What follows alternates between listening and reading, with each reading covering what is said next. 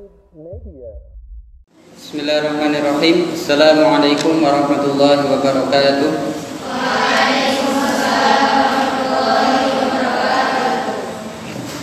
Alhamdulillahirabbil alamin wassalatu wassalamu ala Rasulillah wa ala alihi wa sahbihi ajma'in. Amma ba'du. Kaifa halukum?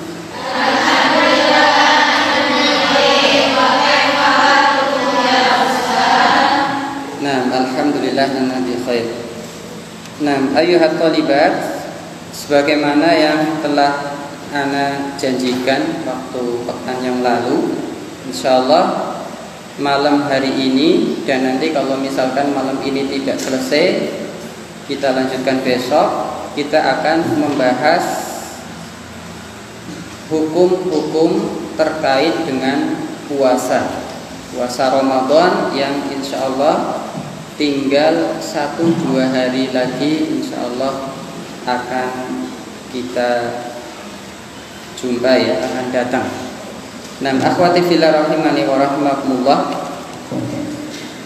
karena ini sifatnya ringkas, pembahasan ahkamus shiyam, hukum-hukum puasa itu kalau dibahas itu bisa panjang lebar, enggak cukup cuma 1 jam ataupun 2 jam saja, perlu beberapa jam. Oleh karena itu insya Allah anak akan sampaikan ahkamus shiyam, hukum-hukum terkait dengan puasa yang atau anak sampaikan dengan cara yang ringkas pula. Kalaupun ada sedikit pendalaman atau ketika ada khilaf, itu mungkin saya sampaikan itu sekedarnya saja, tidak terlalu mendalam supaya waktunya cukup, ya, karena waktunya tinggal malam ini sama besok malam insya Allah. Kalau besok hari Selasa sudah tanggal 1 Ramadan. Nah, akhwati fillah rahimani wa rahimakumullah, ana ambilkan pembahasannya dari kitab, ya, atau kutub kitab kecil Arba'ah wa Thalathun Faidatan fi Ahkamis Shiyam, 34 faidah terkait dengan hukum-hukum puasa yang ditulis oleh Syekh Muhammad Shaleh Al-Munajjid hafizahullah. Akhwati fillah rahimani wa rahimakumullah, kita langsung mulai saja. Nah, di sini 34, berarti ada 34 poin, ya, 34 poin faidah terkait dengan hukum-hukum puasa. Nah, mungkin ana sampaikan poin 1, 2, 3, ataupun mungkin terkadang enggak ana terlalu sampaikan secara detail ini poin 1, 2 dan berikutnya. Nah, kalian tinggal istimbat saja atau kalian simpulkan. Nah, akhwati fillah rahimani wa rahimakumullah, sebagaimana amal ibadah yang lain, supaya amalan ibadah yang kita laksanakan, yang kita kerjakan benar-benar maksimal dan pahalanya juga benar-benar maksimal bisa kita dapatkan, itu yang kita harapkan, maka apapun amalan ibadahnya harus sesuai dengan yang diinginkan, yang diridhoi oleh Allah Subhanahu wa ta'ala. Oleh karena itu wajib hukumnya bagi kita untuk belajar. Nah, terutama, nah ini kaitannya dengan puasa. Puasa itu, puasa bulan Ramadan hukumnya apa? Wajib, ya. Puasa bulan Ramadan hukumnya wajib bagi setiap muslim yang sudah balik dan juga memiliki akal. Muslim balik berakal, paling tidak itu syarat wajib puasa. Ditambah syarat tambahan yaitu mampu untuk melaksanakannya. Karena ini adalah amal ibadah yang wajib, dan tidak mungkin kita bisa mengamalkan suatu amalan yang wajib tersebut melainkan kita juga harus mempelajari segala hal terkait dengan amal ibadah tersebut. Paling tidak atau minimal kita mengetahui apa misalkan rukun-rukun puasa ya, terkait dengan puasa, rukun-rukun puasa. Kalau sholat, rukun-rukun sholat misalkan. Nah ini kaitannya dengan puasa, paling tidak kita paham betul apa sih yang dimaksud dengan puasa, rukun-rukunnya apa, supaya sah puasanya apa yang harus kita lakukan, apa saja. Itu minimal seperti itu. Minimal kita mengetahui sesuatu yang itu terkait langsung dengan puasa yang kita akan jalankan, supaya puasa yang kita jalankan sah dan diterima di sisi Allah Subhanahu wa taala. Nah, sebagaimana kaidah mengatakan ma la yatimu al-wajib illa bihi fahuwa wajib. Apabila suatu kewajiban tidak bisa kita laksanakan, melainkan harus kita mendapati atau melakukan wasilah atau melakukan mengambil perantara, suatu perantara, maka perantara ini menjadi wajib hukumnya. Karena ketika kita tidak mempunyai perantara ini, kita tidak bisa melakukan kewajiban. Maka al-wasilah ilal wajib wa huwa wajib. Wasilah yang mengantarkan kita untuk bisa menjalankan kewajiban, maka juga hukumnya wajib. Itu diantara kaidah umum. Nah, maka kita tidak mungkin bisa menjalankan ibadah puasa dengan benar, melainkan kita harus belajar hal-hal yang terkait dengan puasa. Maka hukum belajar mempelajari hal-hal yang terkait dengan puasa supaya puasanya sah minimal, maka hukumnya wajib bagi setiap muslim ya, bagi setiap muslim yang memang sudah wajib untuk berpuasa. Tadi sudah disebutkan syarat-syarat wajibnya. Nah, itu poin yang pertama. Kemudian poin yang kedua, apakah puasa atau siam, bahasa Arabnya siam, saum, somaya, sum, saumun atau siaman, terus diterjemahkan ke bahasa Indonesia itu kemudian puasa. Kalau pengertian insya Allah semuanya sudah tahu ya, kayaknya ini sejak SD juga mungkin kalian sudah tahu ya. Apa itu puasa?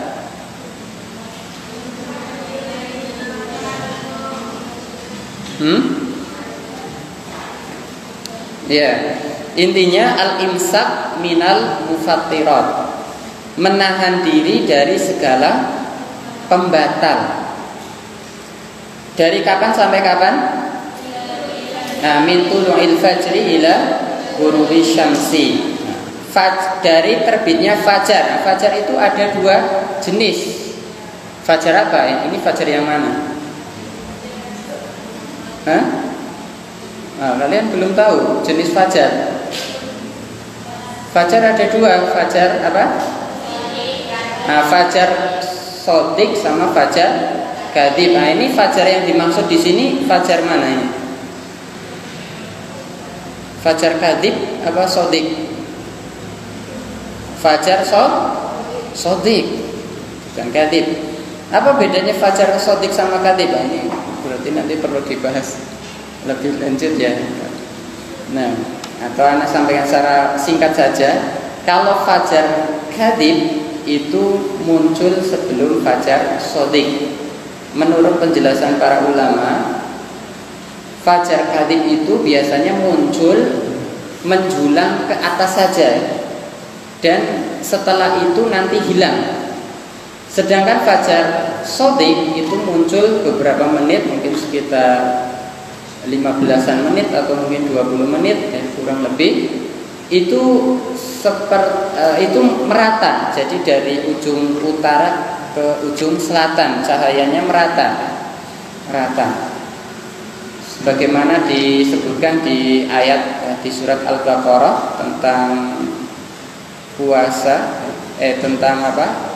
Tentang batasan malam, bahwasanya malam itu boleh melakukan hal-hal sebagaimana di luar Ramadan, seperti berhubungan suami istri dan lain sebagainya. Sampai apa? Sampai kapan? sampai kapan?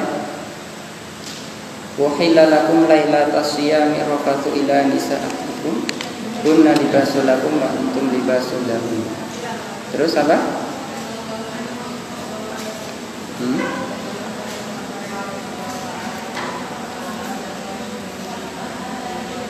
Ya hatta yatabayyana lakumul khaytul abyadu minal khaytil aswad, sampai kemudian jelas khaytul benang putih dari sinar cahaya matahari. Jadi ketika mulai di ufuk timur itu kelihatan ada sedikit cahaya seperti benang, dan itu kalau benang kan berarti memanjang ya ke samping, itu kayak antara perbatasan bumi dengan langit itu seolah ada benang seperti itu, cahaya tipis.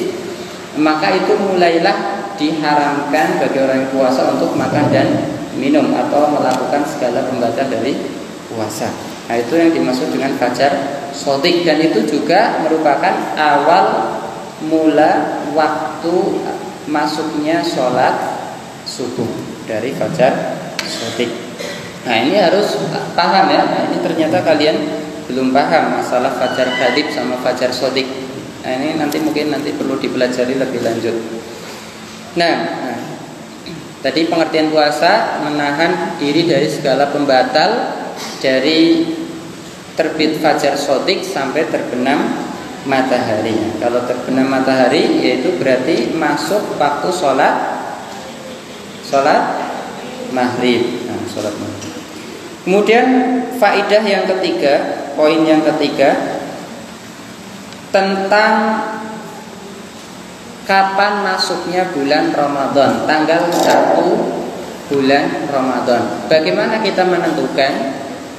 Nah, kalau kita alhamdulillah ya, pemerintah kita sudah memiliki perhatian khusus mengenai penentuan awal bulan Ramadan dan juga nanti Idul Fitri. Alhamdulillah kita tinggal ngikutin pemerintah. Sebagaimana yang kita ketahui, pemerintah kita memilih jalan untuk menentukan tanggal 1 Ramadan maupun tanggal 1 Syawal, yaitu melalui melihat hilal ya. Ru'yatul hilal, dengan melihat hilal. Alhamdulillah pemerintah kita memperhatikan hal tersebut. Kita udah enak saja tinggal ngikutin apa yang telah ditetapkan oleh pemerintah, yaitu dengan melihat hilal. Kalau kita bisa langsung, kita tahu caranya, kita lihat langsung. Nah, ini juga kalau dibahas detail gini nggak cukup waktunya, nanti terlalu lama ya. Alhamdulillah kita tinggal ngikut saja pemerintah. Melihat hilal itu kalau memungkinkan, ketika tidak ada mendung, misalkan hilalnya terlihat. Kalau tidak terlihat, sebagaimana hadis Rasulullah SAW, fa in humma alaikum. Nah, kalau misalkan ada mendung ya, tertutupi mataharinya atau hilalnya itu enggak kelihatan langit-langit sebelah barat itu tempat kita melihat hilal enggak kelihatan karena ketutup oleh mendung. Maka petunjuk Nabi SAW, kita sempurnakan bulan Sa'ban menjadi 30 hari. Udah, itu jalan keluar yang mudah dari Nabi kita Muhammad SAW.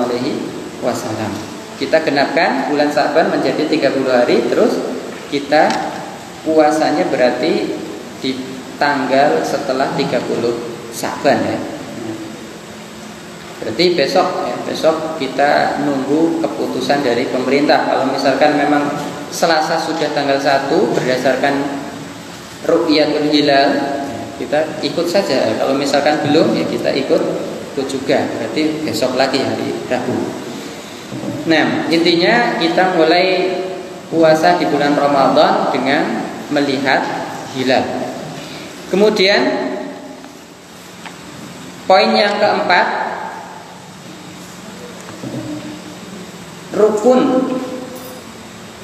rukun puasa. Rukun puasa. Atau sebelum masuk ke rukun puasa, yang harus kita ketahui bahwasanya puasa Ramadan, siam Ramadan merupakan rukun di antara rukun Islam yang ada 5. Rukun Islam ada 5. Rukun yang keberapa? Puasa. Rukun ke 3. 4. Rukun yang ke-4. Rukun Islam yang ke-4. Wajib atas setiap muslim dan muslimah. Itu syarat wajib yang pertama, muslim dan muslimah. Yang kedua sudah balik, ini tadi sudah kita singgung. Yang ketiga syarat wajibnya berakal ya. Walaupun muslim sudah balik, tapi kalau nggak berakal, naudzubillah min dzalik, maka tidak wajib berpuasa. Kemudian syarat yang keempat mampu. Sudah muslim, sudah balik, sudah berakal, tapi nggak mampu, maka tidak wajib berpuasa. Contohnya siapa yang nggak mampu? Nah, misalkan orang yang sakit, atau orang yang misalkan safar, atau misalkan orang yang sudah tua, nggak mampu lagi untuk melakukan puasa. Itu rukun syarat wajib ya, syarat wajib dari puasa. Kemudian poin berikutnya syarat sah dari puasa. Yang pertama mirip dengan syarat wajib tadi, yaitu Islam. Berarti kalau nggak muslim, berarti nggak sah puasanya, nggak diterima di sisi Allah Subhanahu wa Ta'ala. Kemudian syarat sah yang kedua, inqita'u damil haid wa nifas. Ini bagi perempuan ya, tidak haid dan juga tidak nifas. Kemudian syarat sah yang ketiga, tamyiz. Ini bagi anak-anak. Anak-anak sah puasanya apabila memang anak tersebut sudah mumayyiz. Apa itu mumayyiz? Bisa membedakan baik dan buruk, atau bahkan tahu hukum-hukum terkait dengan puasa ya, minimal sesuatu yang penting yang terkait langsung dengan hukum-hukum puasa, apa rukunnya, apa pembatalnya, sehingga dia tahu, oh ini membatalkan puasa, nggak boleh misalnya. Berarti dia sudah mumayyiz, maka sah puasanya sah, dan insya Allah walinya juga dapat pahalanya, orang tuanya atau walinya yang ngajari dia puasa dapat pahala, maka dapat pahala dari anak yang dari puasa yang dilakukan oleh anaknya. Kemudian syarat sah berikutnya yang keempat, berakal juga kayak tadi. Nah, kemudian niat. Nah, ini berdasarkan mazhab Hambali, niat itu dimasukkan ke syarat sah. Nah, tapi kalau di mazhab Syafi'i, niat itu termasuk rukun. Apa bedanya rukun sama niat? Rukun sama syarat. Nah, kalau rukun sudah masuk ke dalam bagian amal ibadah tersebut. Tapi kalau syarat berarti hal tersebut sebelum melakukan amal ibadah. Apapun yang dikatakan oleh para ulama ya, baik itu termasuk syarat atau rukun, itu nggak penting. Yang penting adalah itu hal yang penting harus ada ya. Intinya sama, nanti harus ada, niat itu harus ada, baik sebelum melakukan ya, dari malam hari ataupun menjelang kita akan berpuasa, itu ketika sebelum terbit fajar shadiq. Nah, kemudian rukun-rukun puasa ada dua. Yang pertama niat. Kalau niat dikatakan sebagai rukun dan niat. Kemudian yang kedua, menahan diri dari segala pembatal puasa. Menahan diri dari segala pembatal puasa. Sejak kapan? Dari terbit fajar shadiq sampai terbenam matahari. Adapun niat ya, niat yang perlu kita ketahui, niat itu yang pertama, niat itu namanya niat adalah amalan hati ya. Tempatnya di hati, jadi tidak harus diucapkan, tidak perlu dilafalkan, cukup di dalam hati. Nah, cukup di dalam hati. Kemudian kapan kita niat puasa? yang lebih afdol ya, untuk kehati-hatian kita niat setiap malam untuk melakukan ibadah puasa untuk esok hari atau sebelum terbit fajar shodiq ya, paling telat ya menjelang terbitnya fajar shodiq. Tapi kalau misalkan untuk jaga-jaga ya, takutnya nanti kelewatan, misalkan tidur nggak bangun, nggak sempat sahur, akhirnya nggak sempat niat misalkan, untuk jaga-jaga maka kita niatkan di awal Ramadan ya. Berarti kalau misalkan Ramadannya mulai hari Selasa, malam Selasa, kita niatkan akan menjalankan, melaksanakan puasa selama 1 bulan Ramadan. Supaya apa? Supaya aman. Kalau seandainya qadarullah nanti kita nggak bangun, nggak sempat sahur karena ketiduran, kita sudah niat, kita sudah aman ya. Sudah aman. Atau sebelum tidur misalkan kita niatkan besok mau puasa. Atau tadi udah kita niatkan di awal Ramadan, kita niatkan di dalam hati niat mau menjalankan ibadah puasa selama 1 bulan. Walaupun mungkin bagi wanita ada penghalang ya, mau nggak mau itu sudah kodrat ya, sudah sunatullah ya, tidak apa-apa. Intinya diniatkan saja mau menjalankan puasa selama memang diberi kesempatan ya, ketika tidak datang bulan. Nah, itu untuk amannya diniatkan sejak awal bulan Ramadan. Tapi kalau enggak ya, yang lebih bagus yaitu tiap malam ya, tiap malam itu kita niatkan untuk menjalankan ibadah puasa esok hari. Nah, kemudian poin berikutnya yaitu masalah sahur. Sahur di antara sunnah Kanjeng Nabi Muhammad SAW adalah kita makan sahur. Walaupun sekedarnya ya, kalau misalkan bagi kalian yang misalkan nggak terbiasa makan sahur atau nggak merasa nggak enak lidahnya ketika makan di waktu sebelum subuh, ya minimal makan apa ya, misalkan kurma kayak walaupun 1 butir misalnya, 1 butir, 2 butir atau 3 butir kurma, atau misalkan roti misalkan, atau minimal sekali ya, misalkan sama sekali enggak, lagi males makan misalkan, minimal minum. Intinya kita upayakan untuk senantiasa sahur, makan ataupun minum, walaupun sekedar minum air putih, usahakan kita lakukan sahur. Kenapa? Ada berkah sebagaimana Rasulullah SAW bersabda, tasaharu, makan sahurlah kalian. Nah, ini perintah dari Nabi kita Muhammad SAW. Ini diperintahkan. Fa inna fis sahur barokah, sesungguhnya di dalam sahur ada berkah. Ya, kita laksanakan sahur untuk mendapatkan berkah sebagaimana yang disabdakan oleh Kanjeng Nabi Muhammad. Selain memang sahur itu merupakan sunnah. Ketika kita sahur berarti kita mengikuti sunnah Rasulullah SAW. Selain itu, hikmahnya apa?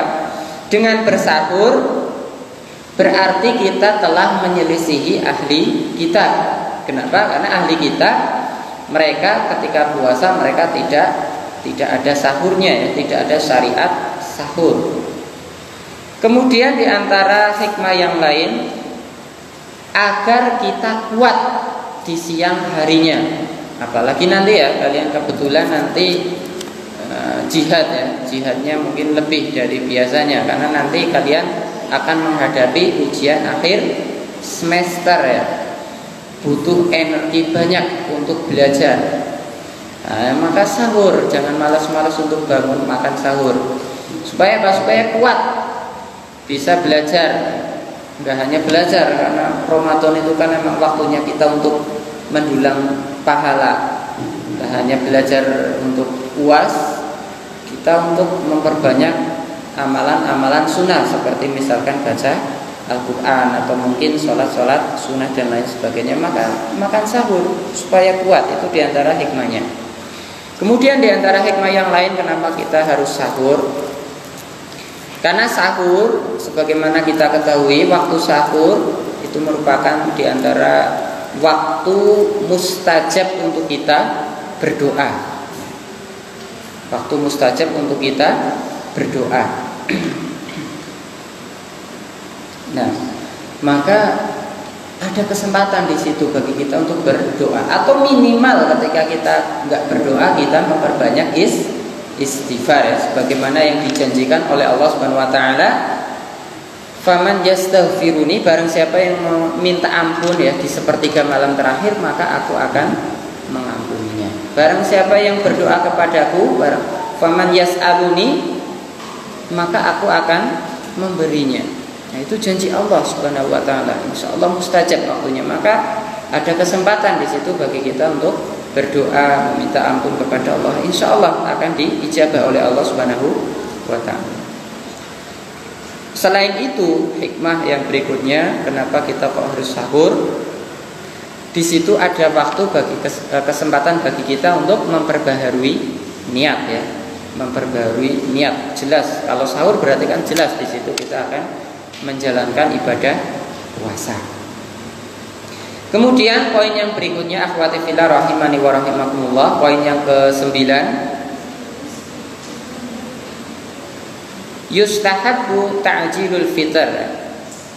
Disukai, disunahkan untuk menyegerakan berbuka puasa. Sebagaimana Rasulullah SAW bersabda, la yazalun nas bi khairin ma'ajalul fitr. Manusia akan senantiasa dalam keadaan baik, kondisi mereka baik-baik saja selama mereka menyegerakan berbuka puasa. Akhwati fillah rahimani wa rahimakumullah. Ini hal sepele tapi harus kita perhatikan. Menyegerakan puasa. Perhatikan sabda Nabi tadi. La yazalun nas bi khairin. Manusia akan senantiasa dalam keadaan baik. Selama apa? Mereka senantiasa menyegerakan berbuka puasa. Perhatikan. Ini kan sesuatu yang sepele ya. Sesuatu yang sepele, sesuatu yang kita juga enak, enjoy melakukan karena memang sudah waktunya lapar, kita haus, segera puasa. Itu kan Masya Allah. Tapi ada keutamaannya, ada afdoliyahnya di situ. Membuat keadaan kita dalam keadaan baik. Ini sesuatu sepele yang dianjurkan. Tapi mungkin orang nggak terlalu perhatian dengan masalah ini ya. Nggak perhatian. Dan di situ ada hikmahnya apa? Hikmah yang dikatakan oleh Rasulullah, kita akan senantiasa dalam keadaan baik. Kenapa di antara hikmahnya? Karena ketika kita menyegerakan sebaliknya kita menunda berbuka puasa, sebagaimana yang dilakukan oleh kaum Syiah ya, kaum Syiah.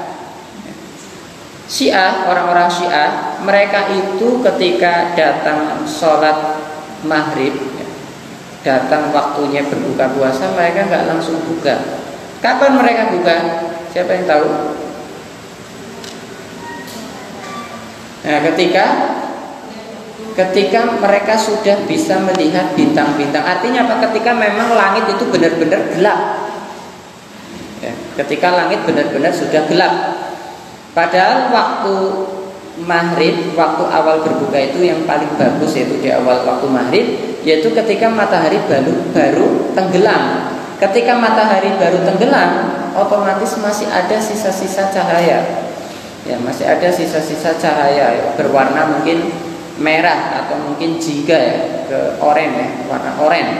Nah, itu waktu yang bagus yang disunahkan untuk kita segera berpuasa. Tapi kaum Syiah mereka memang sudah keluar dari Islam ya, mengaku Islam tapi syariatnya jauh 180 derajat dengan ajaran Islam yang disampaikan oleh Kanjeng Nabi Muhammad SAW.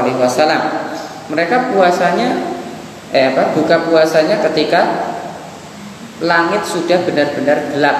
Nah, ini sudah menyelisih sunnah, dan karena memang syariat mereka orang-orang Syiah memang selalu menyelisihi syariat orang-orang Sunni ya, orang-orang yang senantiasa ingin mengikuti sunnah Rasulullah. Pokoknya apa yang dilakukan oleh orang Sunni mereka ingkari, mereka selisih. Nah, itu ajaran yang ada di Syiah ya. Bahkan mereka, kita menganggap Abu Bakar sebagai manusia terbaik ya, atau sahabat terbaik Rasulullah SAW ya. Manusia terbaik setelah Rasulullah, maksudnya sahabat yang terbaik ya dari umat Nabi kita Muhammad SAW. Kemudian juga Umar itu merupakan orang-orang terbaik. Mereka apa yang ada di keyakinan mereka? Mereka meyakini Abu Bakar, Umar adalah kafir dan di neraka. Nauzubillahi min dzalik. Itu tuduhan yang sangat keji kepada sahabat terbaik Nabi kita Muhammad SAW. Itu sudah di luar Islam. Akidahnya sudah di luar Islam. Maka enggak dikatakan mereka Islam, sebagaimana juga ada fatwa dari MUI, Majelis Ulama Indonesia, bahwasanya umat Syiah itu adalah sesat, sudah bukan termasuk Islam, golongan yang sesat di luar Islam. Nah, akhwati fillah rahimani wa rahimakumullah. Kemudian faedah yang ke-10, usulul mufattirat, dasar penyebab batalnya puasa ada 3, atau penyebab inti, penyebab batalnya puasa yang inti ada 3. Penyebab batalnya puasa intinya pada dasarnya ada 3, yaitu apa? Yang pertama makan, yang kedua minum, dan yang ketiga melakukan hubungan suami istri, tentunya di siang hari di bulan Ramadan ya, dari terbit fajar sampai terbenam matahari. Itu intinya 3 itu pembatal puasa: makan, minum, kemudian berhubungan suami istri. Tapi kemudian dikiaskan, dianalogikan dengan 3 hal tersebut. Di antaranya adalah muntah yang disengaja. Muntah yang disengaja itu diantara pembatal puasa yang lain.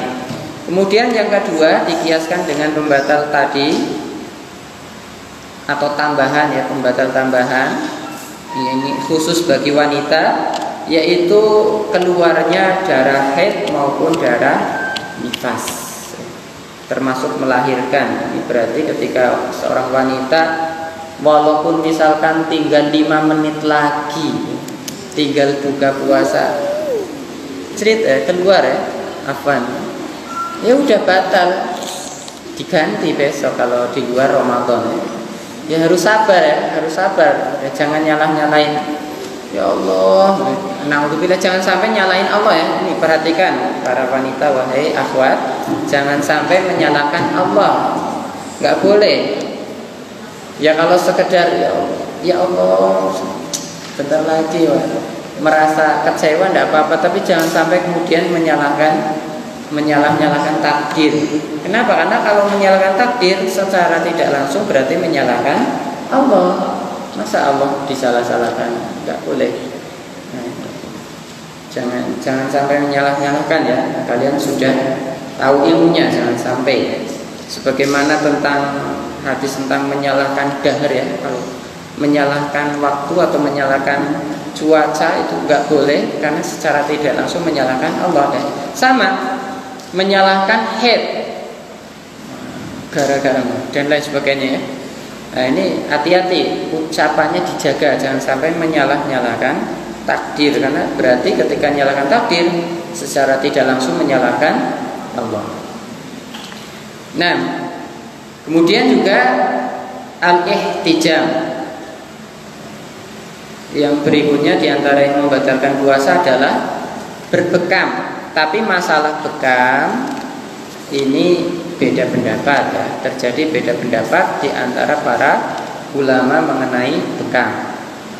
Ada yang mengatakan bekam itu membatalkan puasa, ada yang tidak membatalkan puasa. Di Kuteb ini kebetulan di sini mengikuti pendapat yang bahwasanya bekam membatalkan puasa. Walau alam ya.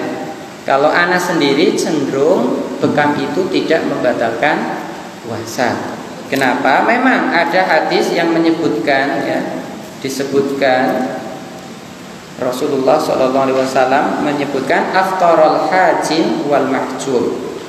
Orang yang membekam maupun dibekam telah batal puasanya. Itu hadisnya riwayat Abu Dawud, kemudian Ibnu Majah, kemudian Daruqutni juga. Nah, di kitab Sahih Bukhari disebutkan tapi disebutkan secara mu'allaq. Kalau alam nanti perlu dicek lagi ya. Nah, disebutkan secara mu'allaq. Nah, di situ tidak disebutkan perawinya nyambung sampai sahabat. Tidak sampai Rasulullah ya. Jadi disebutkan secara mu'allaq, nama sahabatnya tidak disebutkan. Atau menurut penjelasan sebagian ulama di situ ada perawi, memang ada perawi yang perawinya sikoh, tapi ada perawi yang tidak sikoh. Nah, nanti perlu dipelajari kembali masalah sanadnya ya. Nah, itu hadis yang menyebutkan bahwasanya orang yang berbekam dan dibekam batal puasanya. Tapi ada hadis-hadis yang lain yang mengisyaratkan bahwasanya orang yang berbekam, apalagi sekedar membekam, itu tidak batal. Di antaranya hadis Anas. Hadis Anas ini hadisnya kuat juga, hadis riwayat Imam Bukhari. Bukan Anas, hadis Ibnu Abbas ya, hadis Ibnu Abbas. Beliau menyebutkan anna Nabi sallallahu alaihi wasallam ihtajama wa huwa muhrim wahtajama wa huwa shaim. Bahwasanya Nabi sallallahu alaihi wasallam berbekam dalam keadaan muhrim, berihram. Wahtajama wa huwa shaim, dan beliau juga berbekam padahal beliau dalam kondisi berpuasa. Kemudian ada hadis yang lain, hadis Anas bin Malik. Hadis Anas bin Malik ya, salah seorang sahabat ditanya, "Akuntum takrahuna al-hijama lis-shaim?" Apakah kalian membenci hijamah, bekam bagi orang yang berpuasa? Nah, apa yang dikatakan oleh Anas bin Malik? La, tidak. Kami tidak mengingkari hal tersebut. Artinya membolehkan, silahkan berbekam bagi orang yang puasa. Illa min ajli du'af, kecuali apabila bekam tersebut menyebabkan orang yang berpuasa menjadi lemah, ditakutkan nanti malah batal puasanya disebabkan bekam, maka sebaiknya dihindari. Makruh hukumnya. Berarti kalau orang yang lemas, kalau dibekam menjadikan dia lemas, apalagi sampai akhirnya kemudian batal puasanya, nggak kuat, akhirnya medot ya bahasa kita ya. Nah, maka dihindari. Nah, itu hadis Anas. Berarti boleh di sini, cuma dihindari kalau menyebabkan lemah.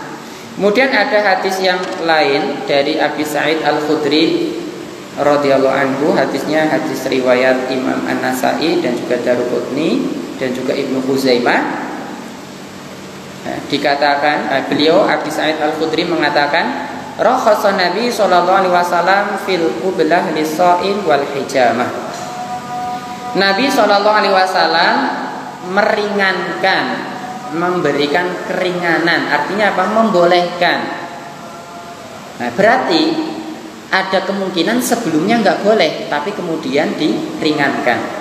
Tapi kalau dikatakan diringankan, yang ngasih rukhsah, keringanan boleh, ini kan menunjukkan memang tidak membatalkan. Apa itu yang dibolehkan atau rukhsahnya? Fil qublah lis-shaim wal hijamah, yaitu mencium ya, seorang laki-laki mencium istrinya ketika berpuasa. Ini bagi yang sudah nikah. Wal hijamah, dan juga berbekam bagi orang yang berpuasa. Ini diperbolehkan, rukhsah. diperbolehkan oleh Nabi Shallallahu Alaihi Wasallam. Dari hadis-hadis tersebut kita tahu bahwasanya berbekam karena diperbolehkan berarti tidak membatalkan puasa. Mafhum di sini? Nah, walaupun ada beda pendapat ya. Kalau misalkan ada orang yang mengatakan batal, ya kita hargai, kita toleransi, ya, tidak apa-apa, itu masalah fikih. Nah, kemudian diantara yang membatalkan puasa yang lain yaitu al-istimna fi nahari Ramadan, yaitu menyengaja mengeluarkan air mani di bulan atau di siang hari di bulan Ramadan. Onani bahasanya. Nah, baik laki-laki maupun perempuan sama mengeluarkan spermanya, enggak disengaja.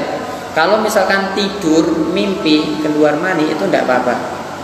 Ya, karena mimpi basah tidak mengapa, karena itu bukan keinginan sendiri. Tapi kalau kemudian disengaja dikeluarkan ya dengan berbagai macam cara, maka itu batal puasanya. Nah, ini dikiaskan dengan hubungan suami istri tadi ya, jima. Nah,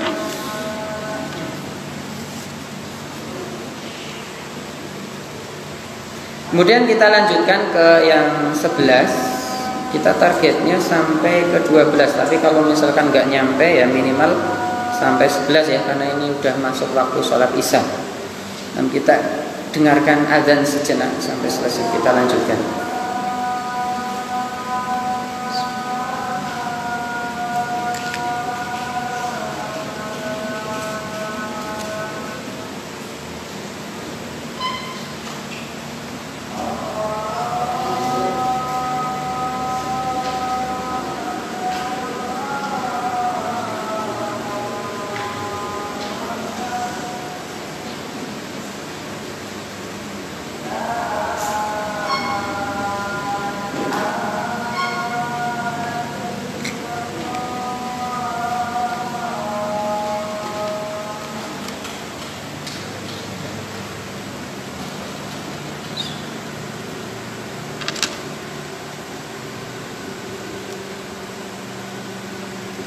Nah, akhwati fillah rahimani wa rahimakumullah, kita lanjutkan.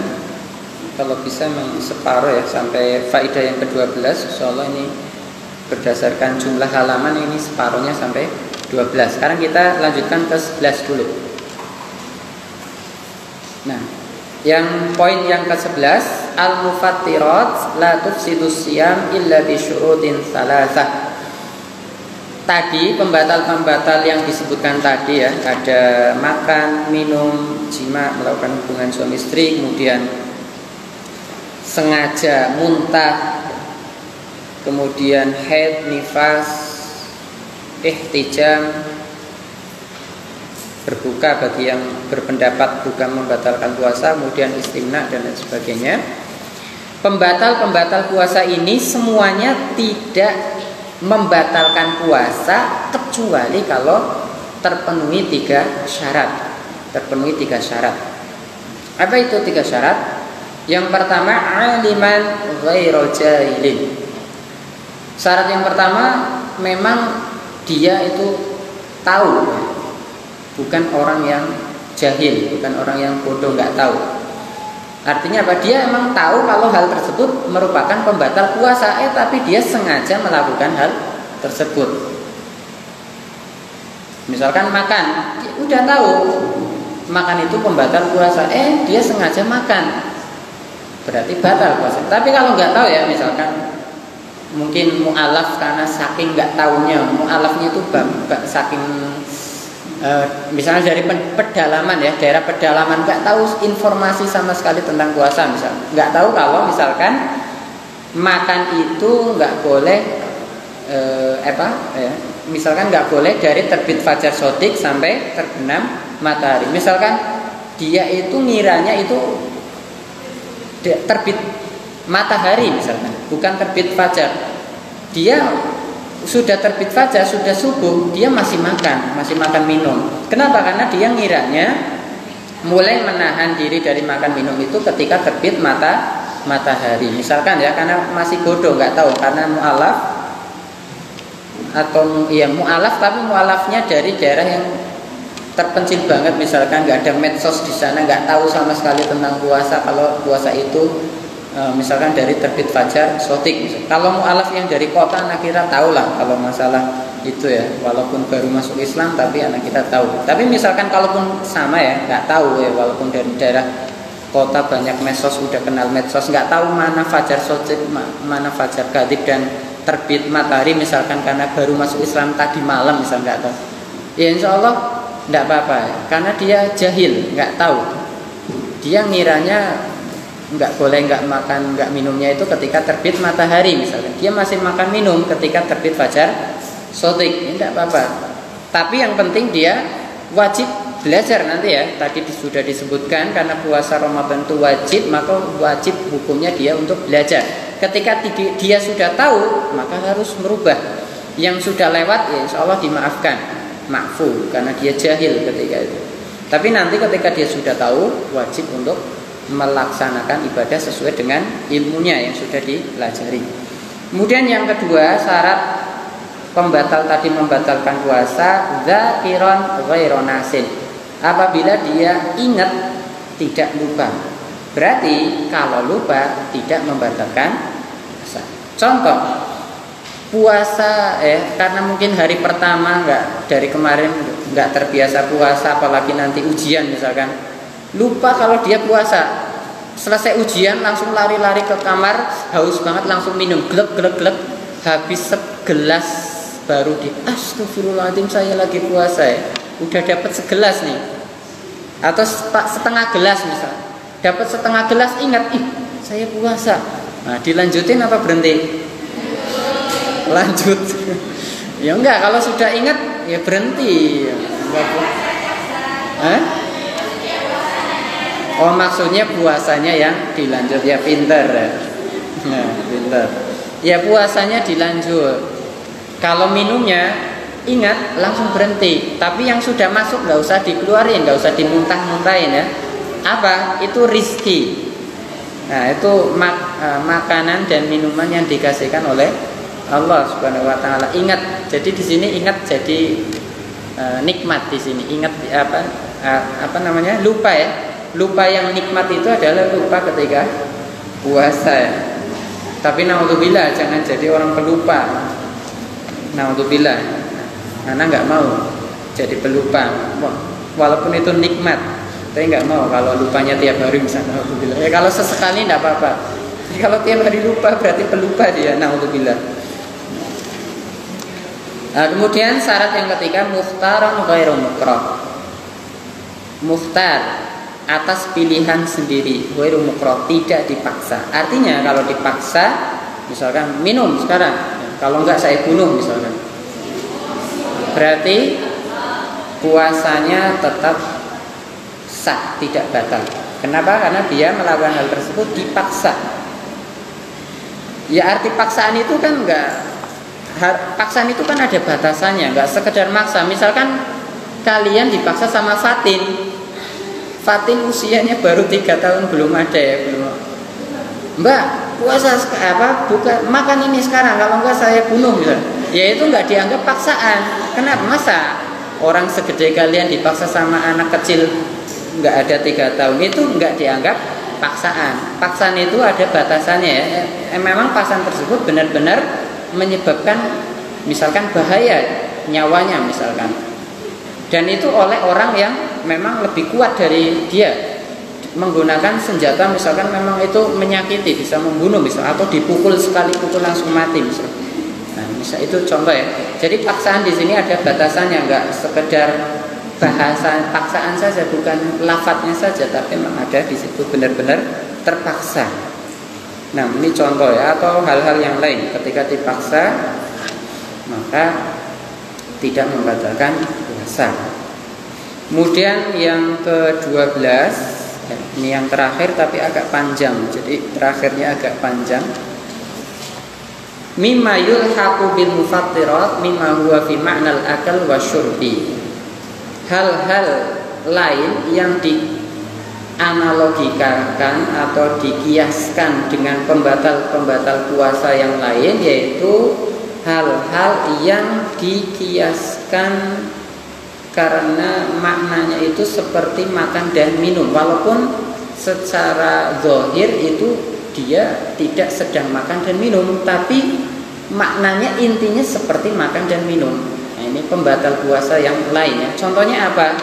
Dikiaskan dengan makan minum. Di antaranya adalah minum obat, baik pil maupun sirup dan lain sebagainya. Nah, intinya minum obat ya, bahasanya saja itu minum obat ya, otomatis membatalkan puasa. Walaupun itu bukan makanan, obat sakit kepala misalnya, itu kan bukan makanan ya, tapi tetap membatalkan puasa. Apalagi jelas-jelas itu masuk melalui mulut, membatalkan puasa melalui mulut kemudian masuk ke dalam lambung ya, ke sistem pencernaan, itu otomatis membatalkan puasa. Walaupun batu ya, sengaja kalian makan batu misalnya, itu kan bukan makanan, bukan obat, tapi karena kalian sengaja makan batu dan itu batu kemudian masuk ke dalam sistem pencernaan, itu tetap membatalkan puasa. Segala hal yang memang sengaja dimakan, diminum, baik makanan maupun bukan makanan, bahkan batu, besi misalkan ya, itu tetap membatalkan puasa.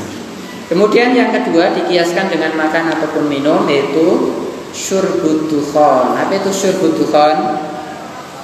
Merokok. Bahasa Arabnya itu syurbud dukhon, minum asap, tabkhin. Selain memang membatalkan, hukumnya haram ya, sebagaimana yang sudah difatwakan oleh banyak ulama, bahkan MUI di negeri kita ya. Nah, ini yang kalian mungkin punya adik misalkan ya, kalau mungkin bapak, kakak mungkin kalian belum bisa menyampaikan, minimal yang adik kita kan sambil nyindir bapak sama kakak kalian gitu kan, dek nggak boleh ngerokok, apalagi puasa nih, batal, haram lagi ya. Walaupun nanti orang tua kalian mungkin cuma dengerin, nanti kan lama-lama tahu nggak boleh ya, nanti baru nanya gitu. Itu diantara cara dakwah kepada orang yang mungkin lebih tua ya. Kadang kan kita nggak enak, kita negurnya yang lebih muda dari kita, misal adik kita atau keponakan misalnya. Itu caranya ya, itu trik dakwah. Nah, kemudian dikiaskan dengan makan atau minum haqnud dam, transfusi darah ya. Ketika orang sakit butuh darah, kemudian diinfus dengan darah atau transfusi darah, itu batal puasanya. Kemudian kita sebutkan secara singkat. Kemudian berikutnya infus yang isinya sari makanan, bukan obat. Ketika orang diinfus dengan infus tersebut, dia tahan walaupun tidak makan, tidak minum, berarti kan isinya sari makanan, menyebabkan dia kuat. Nah, itu berarti batal puasanya. Tapi kalau infusnya berupa obat, karena dimasukkan tidak melalui mulut obat tersebut, tapi melalui sistem, misalkan dari celah-celah, misalkan biasanya dari pergelangan tangan itu ya, kan ya, maka tidak membatalkan puasa. Ini perhatikan, kalau infusnya cuma obat saja tidak membatalkan puasa, tapi kalau mengandung sari makanan membatalkan puasa. Intinya nutrisi ya, nutrisi yang menyebabkan orang kuat, tidak makan tidak minum, berarti batal puasanya. Kemudian cuci darah juga batal puasa, menyebabkan batal puasa. Cuci darah ketika gangguan ginjal. Kemudian berikutnya memasukkan kamera atau teleskop, atau bahasa kedokterannya itu endoskopi anal. Apa itu endoskopi anal? Kamera atau teleskop yang dimasukkan melalui lubang dubur, lubang dubur, lubang belakang. Apabila mencapai usus besar atau mencapai mencapai usus yang memang usus itu merupakan di situ ada sistem pencernaan, dan di alat tersebut diikuti atau ditambahi cairan-cairan tertentu atau mungkin larutan-larutan tertentu sehingga masuk ke sistem pencernaan. Misalkan kamera tersebut digunakan untuk memeriksa usus besar. Ini di dunia kedokteran ya, karena belum tahu gimana itu cara kerjanya. Tapi ada alat-alat seperti itu. Jadi seperti kamera mungkin bentuknya kabel dimasukkan itu sampai ke untuk memeriksa usus besar biasanya itu sampai ke sistem pencernaan ke daerah-daerah sana ya. Naudzubillah, jangan sampai kita mengalami gitu ya, berarti ini parah, perlu di kamera. Nah, apabila di situ kemudian dikasih larutan cairan tertentu maka membatalkan puasa. Nah, kita cukupkan sampai faedah yang ke-12. Insyaallah besok malam kita lanjutkan ke faedah yang ke-13. Untuk yang santri KMI, santriwati KMI, minta tolong kalian supaya ikut bisa mengikuti besok, izin ke Ustadzah tahfidz ya. Tahfidznya ditiadakan dulu untuk mengikuti kajian ini ya. Nah, kalian izin. Nah, kita lanjutkan besok insyaallah karena ini sudah Isya. Kita sholat di sini. Anak sholat di sini. Kasih waktu 5 menit untuk siap-siap. Setelah itu qomat, kita laksanakan sholat jamaah. Kita tutup dengan doa kafaratul majlis. Subhanakallahumma wa bihamdika asyhadu an la ilaha illa anta. Assalamualaikum warahmatullahi wabarakatuh.